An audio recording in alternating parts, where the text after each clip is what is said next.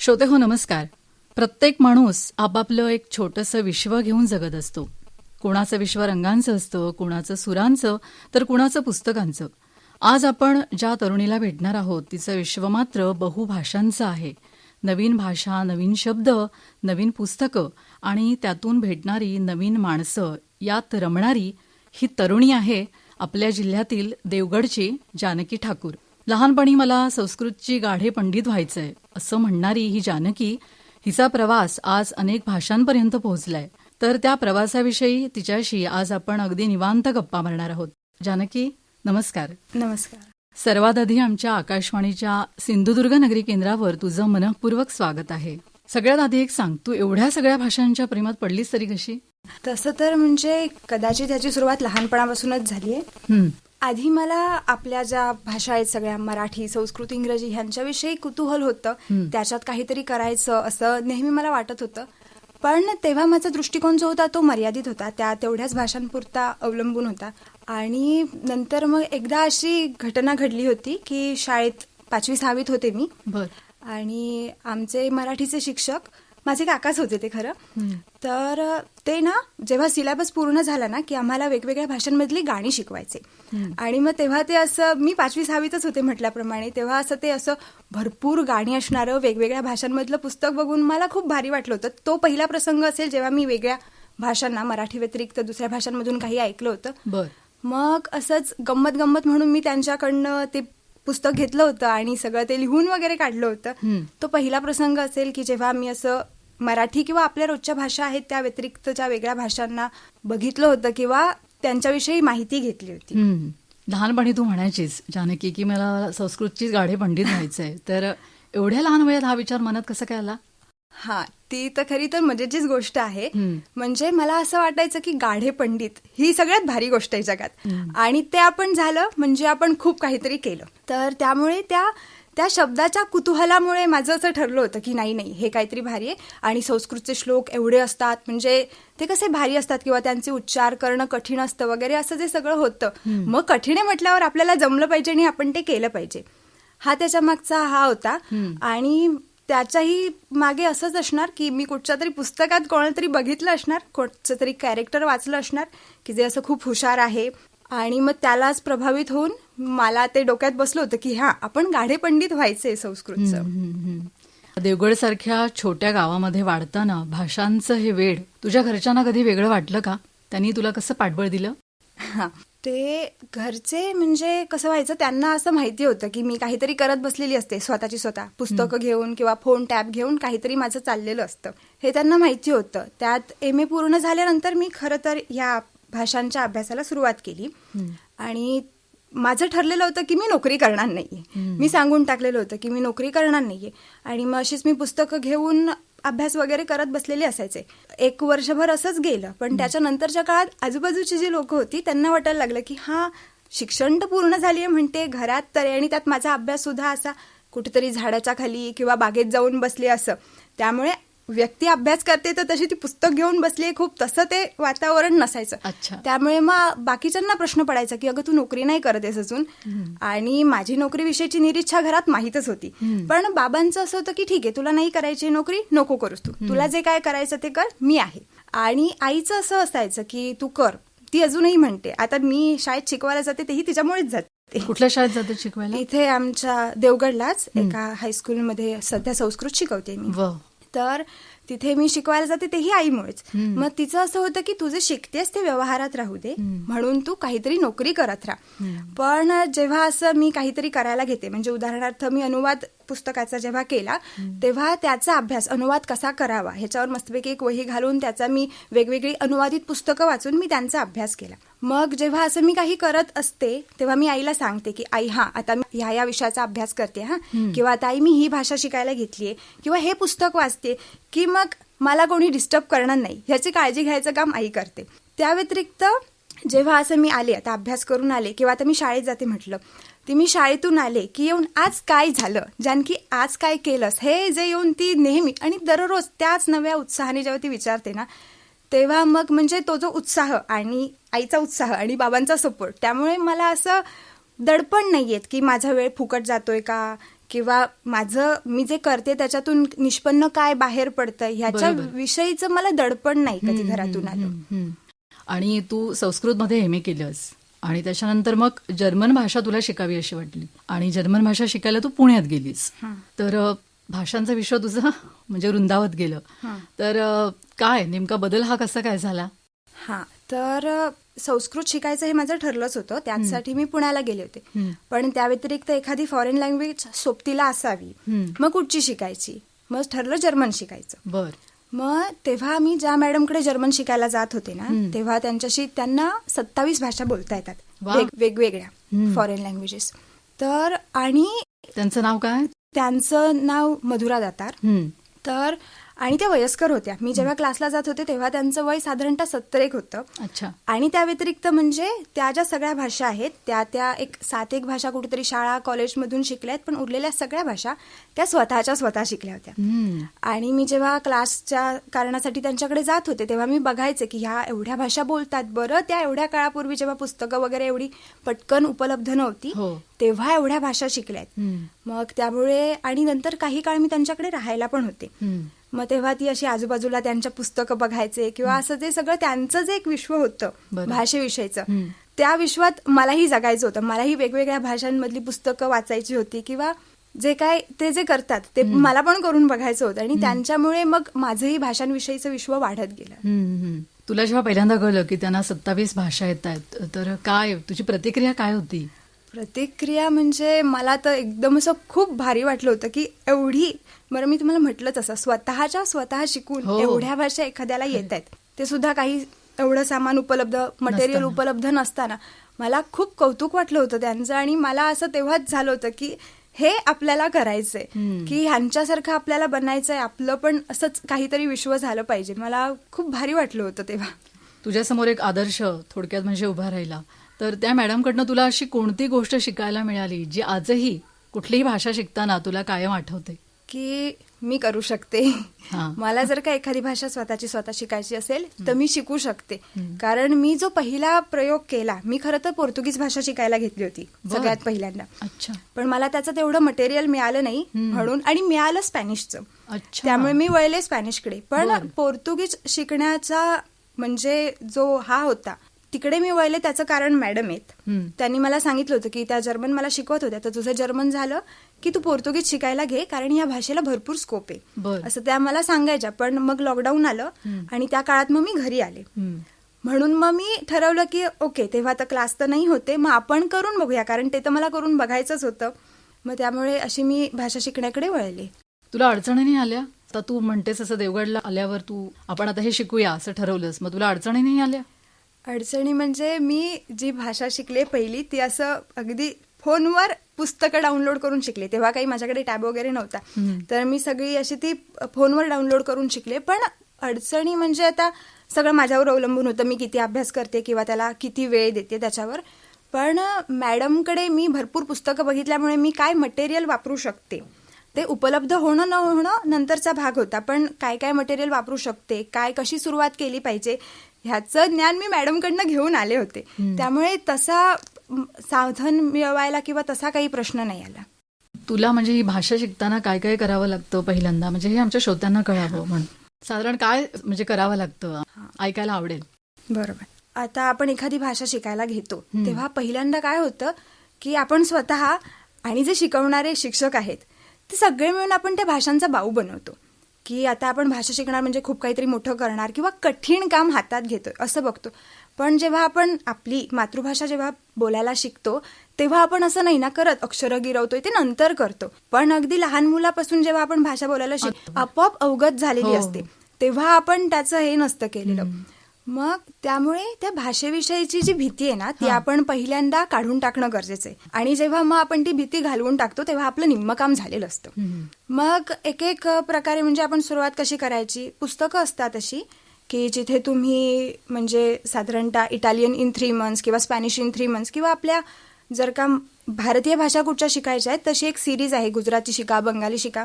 तर अशी पुस्तकं सुरुवातीला खरेदी करायची. त्यातून काय होतं आपल्याला अक्षर ओळख, त्याच्यानंतर वेगवेगळ्या ठिकाणी वेगवेगळ्या प्रसंगी होणारे कन्व्हर्सेशन्स वगैरे ह्यांचा अभ्यास करायला मिळतो आपल्याला त्यातून. त्याच्या पुढे जेव्हा आपण जाऊ तसं आपल्याला म्हणजे फक्त वाचन उपयोगाचं नाही, तर ते बोलता आलं पाहिजे. किंवा काही जणांचे टोन, ऍक्सेंट असे असतात जे आपल्याला पटकन कळत नाहीत. तोच माझा प्रश्न आहे. मग ते अडॅप्ट करण्यासाठी पॉडकास्ट ऐकायच्या किंवा काही तर बरीच चॅनेल्स आहेत अगदी आपल्या भारतीय भाषांसाठीही आहेत की जे आपल्याला शिकवतात. पण सुरुवातीला तुम्ही पुस्तकांचा अभ्यास केल्यानंतर तिकडे वळून आपण ते बघू शकतो. त्या व्यतिरिक्त असे काही ऍप्स आहेत जिथे तुम्ही तुमचं अकाउंट क्रिएट करून लोकांशी बोलू शकता. त्या त्या प्रदेशातली लोक तुम्हाला भेटू शकतात आणि त्यांच्याशी तुम्ही मग प्रॅक्टिस करू शकता ती भाषा. तर त्या ऍप्सचा म्हणजे मी ती वापरली होती आणि त्याचा खूप छान उपयोग होतो. एक तर तुम्हाला वेगवेगळ्या ठिकाणचे मित्रमैत्रिणी नवे मिळतात, त्यामुळे आणि मित्रमैत्रिणी झाले की आपल्याला बोलायला तेवढं अधिक सोपं वाटतं. त्यामुळे बोलण्याची प्रॅक्टिस तशी होऊ शकते. आणि त्याच्यानंतर मग जसं जसं तुम्ही पुढे जाल तशा सिरीज बघणं किंवा कारण विरंगुळा हा झालाच पाहिजे. आपण जे करतोय त्याच्यातून आनंद मिळाला पाहिजे. जी गोष्ट करतो ती आपण आनंदासाठीच करतो. मग ती भाषा शिकत असलो तरी पण तिला ती एक रिजिडिटी देण्यापेक्षा आनंदाने ते केलं पाहिजे. त्यामुळे मग तसं जसं जसं पुढे जाल तुम्ही एक तर वाचन सुरू केलं पाहिजे त्या भाषांमध्ये, तेही तितकंच महत्वाचं आहे. आणि सिरीज बघणं किंवा या गोष्टी, त्यामुळे काय होतं की तिथला प्रदेश, जी बोलीभाषा जी असते त्यांची, तीही आपल्याला कळायला मदत होते. आता तू म्हणतेस ना, आता तू एखादी जेव्हा भाषा शिकतेस परदेशी, तर त्यांच्याशी तू डायरेक्ट नाही ना बोलू शकत. मग तू त्यावेळेला संवादाचं माध्यम इंग्लिश निवडतेस. त्यावेळेला कसं, आता मी म्हटलं जी मी ऍप्स वापरली त्यावर आधी मला भेटलेली जी माणसं होती ती खूप छान होती. त्यामुळे मी जर का अडखळत बोलते किंवा मला शब्द आठवत नाहीये तर कारण ती सगळीच तिथे माणसं आलेली जी असतात ती प्रॅक्टिस साठीच आलेली असतात. त्यामुळे ते परस्पर हा असतो. त्याच भाषेतून तुम्ही बोलायला सुरुवात हा त्या भाषेतून बोलायला किंवा मग अधूनमधून नाही जर का कळते ते पूर्ण एक्सप्लेन करता येत नाही तर मग हा शब्द ह्याला काय म्हणतो आपण असं विचारून मग ते तेवढी मदत करतात माणसं. लॉकडाऊनमध्ये अनेक जण कंटाळले होते आणि तू मात्र वेळेचा सदुपयोग केलास आणि नवीन भाषा शिकायला सुरुवात केलीस. तर एखादी नवीन भाषा शिकायला सुरुवात केली की तुला सगळ्यात जास्त आनंद कशाचा होतो? आपल्याला नवीन नवीन शब्द सापडले त्याचा होतो, त्यांचे वेगळे उच्चार ऐकण्याचा होतो, की त्या भाषेमागची संस्कृती उलगडत जातीये त्याचा होतो? ह्या सगळ्याच गोष्टींचा खरं तर आनंद होतो.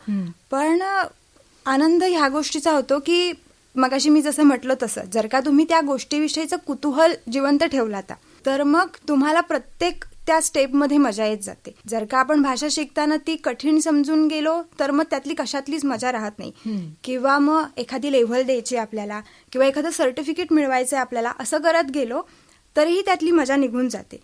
मग जेव्हा तुम्ही भाषाकडे एक भाषा म्हणून बघताय ना तेव्हा मग म्हणजे अगदी तुम्ही जेव्हा अक्षरं पण शिकताय ती अक्षरं गिरवायला सुद्धा, मी तर असं म्हणते आता मी परत गुजरातीच्या पहिलीच चालली आहे मी किंवा स्पॅनिशच्या पहिलीच चालली आहे मी. ती जी सुरुवातीपासून सुरुवात, कारण आपण बालपणी जे काय केलेलं असतं ते आपल्याला आठवत नसतं. पण आता मोठे होऊन परत ते बालपण, मला ह्या भाषांमुळे परत ते बालपण जगायला मिळतं की परत ते नवी अक्षरं शिका किंवा नवे शब्द पाठ करा. पाठ म्हणजे पाठ नाही करत आपण, पण ते नवे शब्द, ह्या शब्दाला हे म्हणतात ते म्हणतात. मग जसं जसं अभ्यास होत जातो पुढे तेव्हा एखादं वाचन करायला घेतलं, मग फार डिक्शनरी न बघता किंवा काही न शोधता जेव्हा त्या कथेचा पूर्णपणे अर्थ समजून जातो किंवा अचानक एखादं गाणं मी गुणगुणायला लागते, ऐकलेलं असतं आणि काय जे गाणं मी ऐकलं त्याचा भाव जेव्हा लक्षात येतो तेव्हा मजा वाटते की आपण पोहोचतोय कुठेतरी त्या भाषेमध्ये. अनेकांना ना जानकी वेगळी भाषा शिकायची इच्छा असते पण सुरुवात कुठून करायची हेच समजत नाही, तर तू त्यांना काय सांगशील? माझं आवडतं वाक्य की भाषेविषयीची भीती पहिली काढून टाका. दुसरी गोष्ट म्हणजे तुमची आवड येते तर तुम्हाला ते जमणारच आहे. त्यामुळे तुम्ही बिनधास्त करायला घ्या. कुठले दडपण न घेता शिकायला सुरुवात करायची. दडपण न घेता शिकायला सुरुवात करा आणि तुम्हाला जी पद्धत, स्वतःला जी पद्धत सोपी वाटेल त्याने करायला सुरुवात करा. काही जण ग्रामर घेऊन पुढे जातात, सुरुवातीला व्याकरण शिकतात आणि मग सुरू करतात, कारण त्यांचं असं म्हणणं असतं की एकदा तुम्हाला व्याकरण आलं की हरकत नाही, मग तुम्हाला भाषा येते. काही काही माणसं अशी मी बघितलीत ज्यांनी फक्त सिरीज बघून किंवा असं काहीतरी अॅनिमे वगैरे बघून ते भाषा शिकलेत. म्हणजे तेही सोपं आहे. जसं आता आपण हिंदी, मराठी लोकांना हिंदी येते. काय येते? आपण हिंदीचे क्लास दरवेळेला लावतो जसं नाही, किंवा शाळेत जेव्हा आपण हिंदी शिकतो त्यापूर्वी आपल्याला हिंदी येत असतं, कारण आपण सिरियल बघून ते झालेलो असतो, तेवढं त्याच्यात गुंतलेलो असतो. जेव्हा तुम्ही पूर्णपणे गुंतून एखादी गोष्ट करता तेव्हा ती तुम्हाला सहज साध्य होते. त्यामुळे ते त्या भाषेत गुंतवून टाका स्वतःला. तुझ्याकडे ना जान्हवी अनेक भाषांमधली पुस्तकं आहेत असं तू म्हणालीस, तर हे पुस्तकांचे वेळ तुला कधी लागलं? पुस्तकांचं वेड म्हणजे लॉकडाऊन. सगळ्या माझ्या याला लॉकडाऊन कारणीभूत आहे. की जेव्हा मी भाषा शिकायला सुरुवात केली तेव्हा मला ही गोष्ट जाणवली, कारण पहिल्यांदा इंग्रजीबाबत जाणवलं होतं मला हे, की आपल्याला भाषा येते याचा अर्थ असा नव्हे की तुम्हाला वाचलेलं पण कळतंय, त्याची पण अडॅप्टेबिलिटी यायला वेळ लागते. तर मग ते जेव्हा जसं मी इंग्रजीमध्ये वाचन सुरू केलं, आता बरीच अशी पुस्तकं आहेत जे आपण इंग्रजीमध्ये वाचतो, उदाहरणार्थ डायरी ऑफ ॲन फ्रँक किंवा असं ते सर्च ऑफ मिनिंग वगैरे, ही जी काही गाजलेली पुस्तकं आहेत, अल्केमिस्ट असतील, ही आपण इंग्रजीतून वाचली आहेत. तर ती पुस्तकं मी सगळी स्पॅनिशमध्ये किंवा इटालियनमध्ये वाचली आहेत. ती मी इंग्रजीमध्ये वाचलीच नव्हती. त्याच्यानंतर मग मी काय करायचं, ते स्पॅनिश पुस्तक डाउनलोड केलंय, इंग्रजी पुस्तक डाउनलोड केलंय, आणि कुठे अर्थ अडला तर मी तिकडे जाऊन बघते, कारण त्या भाषेमधलं वाचन जमायला हवं. आणि मग जसं जसं वाचन जमायला लागलं, सगळ्यात जास्त तर मी बंगालीतलं वाचलं असेल. आणि बंगालीबद्दल असं म्हणेन मी की बंगाली भरपूर ऑडिओ बुक्स आहेत बंगालीच्या, आणि त्यामुळे स्पॅनिशमध्ये पण आहेत खरं तर, पण त्या ऑडिओ बुक्समुळे माझं वाचन किंवा त्यातला जो संग्रह आहे तो त्या ऑडिओ बुक्समुळे पण वाढलाय. वा, तू म्हणतेस की अनेक भाषांचे फ्युचर टीचर्स आधीपासूनच तुझ्या पुस्तकांच्या कपाटात बसलेले आहेत. ही कल्पना खूप सुंदर आहे, तर थोडंसं याविषयी सांगशील? हा, तर झालं असं की सुरुवातीला प्रयोगच सगळे चालू होते की भाषा तर नवीन शिकायची, पण कुठची शिकायची, काय शिकायचे ह्याचं काही कन्फर्म नव्हतं. त्यामुळे मी सुरुवातीला अशी वेगवेगळी पुस्तकं डाउनलोड केली होती की हा, ही आपण शिकून बघूया, थोडंसं वाचून बघूया, आवडली जमली तर पुढे जायचं. त्यामुळे अशी सुरुवातीला पुस्तकं काही आपोआप गोळा झाली होती. पण मग त्याच्यानंतर मला ते वेड लागलं की ठीक आहे, मला जर का आत्ता वाटतंय की मला रशियन शिकायचंय तर त्याचं पुस्तक माझ्या पुढ्यात उपलब्ध हवं. मग नंतर एकदा असं झालं होतं की माझ्याकडे एक उर्दूचं पुस्तक होतं, उर्दू शिका, पण ते माझं नव्हतं, ते दुसऱ्याकडनं घेतलं होतं. मग मी ते परत द्यायचं होतं आणि मग मला माझं स्वतःचं पुस्तक घ्यायचं होतं. मी ABC मध्ये गेले होते पुण्यात. मग तिथे मला त्यांनी पुस्तक काढताना दिसली की त्यांच्याकडे गुजराती शिकाय, कन्नड शिकाय, तेलुगू शिकाय, आणि माझं असं झालं की मला कधी पण वाटू शकतं ह्यातल्या भाषा शिकायच्या, आपण घेऊन ठेवूया पुस्तकं. ते काका पण माझ्याकडे असं बघत होते, तू खरंच एवढ्या भाषा शिकणार आहेस? मी म्हटलं काका, भविष्याची तरतूद. मग मी त्याला टायटल देऊन टाकलंय की पुस्तकं माझा संग्रह जो आहे तो माझी भविष्याची तरतूद आहे. मला जेव्हा वाटेल की एखादी भाषा शिकायची तर ते पुस्तक माझ्या हातात किंवा त्याचं काहीतरी साहित्य माझ्या हातात आधीपासून असलं पाहिजे. स्काय इज द लिमिट तुझ्या बाबतीत म्हणायचं तर. जेव्हा तू एखाद्या नव्या भाषेतलं पुस्तक वाचतेस जानकी, तेव्हा तुला नेमकं काय सापडतं? प्रत्येक भाषा सोपी वाटते तुला? असं तर नाही. आधी भाषा सांग, कुठल्या कुठल्या येतात त्या तुला? भाषा मला स्पॅनिश, इटालियन, बंगाली आणि गुजराती येते. त्यातलं या 3 भाषा बोलता वगैरे येतात नीट. गुजरातीचं थोडंसं हे होतं, प्रॅक्टिस न झाल्यामुळे तेवढी ती बोलता आणि उर्दू पण तुला समजते? उर्दू समजते, त्यांचं अक्षर शिकण्याचं काम सध्या चालू आहे माझं. अच्छा. हा, म्हणजे शिकून झालेत, वाचता येतात, पण त्याच्यात असे बरेच ते कानामात्रा देतात आधी आणि मग काढून टाकतात. उर्दूची मजा आहे की ते तिथे कानामात्रा ठेवतच नाहीत, आणि त्यांचं असं म्हणणं असतं की तुम्ही रेफरन्स घेऊन ते तुम्ही ओळखायचंय की आधीच्या वाक्यावरून तुम्हाला कळतं की ह्याला काना होता की काना नव्हता. तो शब्द सगळे ते कोडं असतं, शब्द ओळखायचे म्हणजे. त्यामुळे त्याचा अभ्यास सध्या चालू आहे की नेमकं इथे काना होता का काना नव्हता शोधायचा. बरं बरं. काय नवीन सापडतं तुला भाषेतलं? हा, भाषा शिकताना, पुस्तकं वाचताना असा प्रश्न होता ना, तर कसं काय कोणास ठाऊक, पण मी दरवेळेला जाऊन मला जी पुस्तकं मिळतात ती एक तर ती अध्यात्माकडे जाऊन वळलेली असतात, नाहीतर मग कोणीतरी काहीतरी फिलॉसॉफी सांगत असतं. मग त्यामुळे, आणि हे छान होतं की वेगवेगळ्या प्रदेशातल्या लोकांचा दृष्टिकोन कळतो. किंवा नॉव्हेल्स वाचण्यापेक्षा मी असं बायोग्राफीज वगैरेच वाचते, तर मग ती त्या माणसाविषयी त्याच्या भाषेतून वाचताना छान वाटतं. आणि बघण्याचा, आयुष्याकडे बघण्याचा किंवा आनंदाच्या ज्या लोकांच्या संकल्पना आहेत त्या वाचायला मला खूप आवडतं, कारण आनंद ही गोष्ट अशी मला खूप एक भारी एक काहीतरी कुतूहल आहे मला त्या गोष्टीचं. आणि मग ती गोष्ट लोक कशी जगतात आपल्या आयुष्यात किंवा तो मिळवण्यासाठी काय करतात ते वाचायला, त्याविषयी बघायला खूप छान वाटतं. अनेक प्रकारची वेडं असतात, म्हणजे तू म्हणतेस असं ते पुस्तकं वाचल्यानंतर तुला कळतं की त्यांना कसली कसली वेड आहे, ते आयुष्याला कुठल्या दृष्टिकोनातनं ते स्वीकारत गेलेत किंवा जगत गेलेत. श्रोते हो, भाषा शिकणं म्हणजे प्रत्येक भाषेतून एक नवं जग, नवी संस्कृती आणि नवी माणसं भेटत जाणं. हे जानकी ठाकूर हिच्याबरोबरच्या आजच्या गप्पांमधून आपल्याला नक्की जाणवलं असेलच. जानकीसोबतच्या या मनमोकळ्या गप्पा इथेच थांबवतोय, पण हा शब्दप्रवास अजून संपलेला नाहीये. उद्या सायंकाळी याच वेळेला पुन्हा भेटूया आणि जाणून घेऊया तिच्या भाषांच्या या सुंदर विश्वातले आणखी काही रंजक पैलू. तोपर्यंत नमस्कार.